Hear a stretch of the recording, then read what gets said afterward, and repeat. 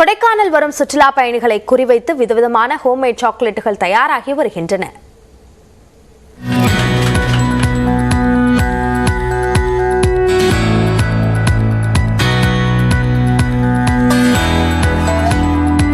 பல வண்ணங்களில் விதவிதமான சைஸ்களில் நாவில் எச்சில் ஊற வைக்கும் வகையில் இங்கு காணப்படுபவை எல்லாம் பிரபல நிறுவனங்கள் தயாரித்த சாக்லேட்டுகள் அல்ல. கோடை வெயிலில் இருந்து தப்பிக்க மலைகளின் இளவரசியான கொடைக்கானலை நோக்கி படையெடுக்கும் சுற்றுலா பயணிகளை குறிவைத்து தயாரிக்கப்பட்டவை. கத்தரி வெயிலில் இருந்து தப்பிக்க மலைவாசஸ்தலமான கொடைக்கானலுக்கு வரும் மக்கள் குளுமையான சீதோஷ்ண நிலையை அனுபவிப்பதோடு பசுமை போர்த்திய மலைமுகடுகளையும் மலை தொடர்களில் தவழ்ந்து செல்லும் மேக கூட்டங்களையும் கண்டு ரசிக்கின்றனர்.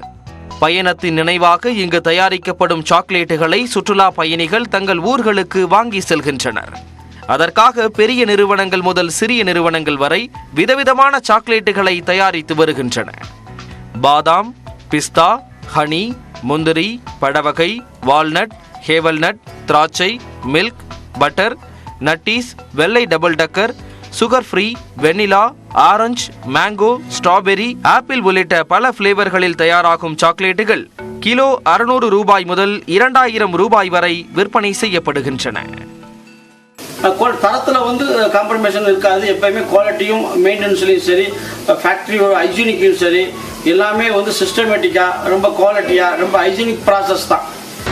இந்த சாக்லேட்லாம் வாங்கணும் வீட்டில் சொல்லி விட்டாங்க, சாக்லேட் வாங்கிட்டு வாங்கினாங்க.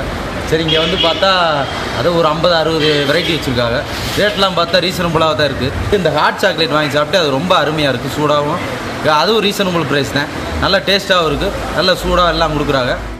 கண்களுக்கு மட்டுமல்ல, நாக்கிற்கும் சுவையளிக்கும் இந்த சாக்லேட்டுகள் சுற்றுலா பயணிகளின் கவனத்தை ஈர்க்காமல் போகுமா என்ன?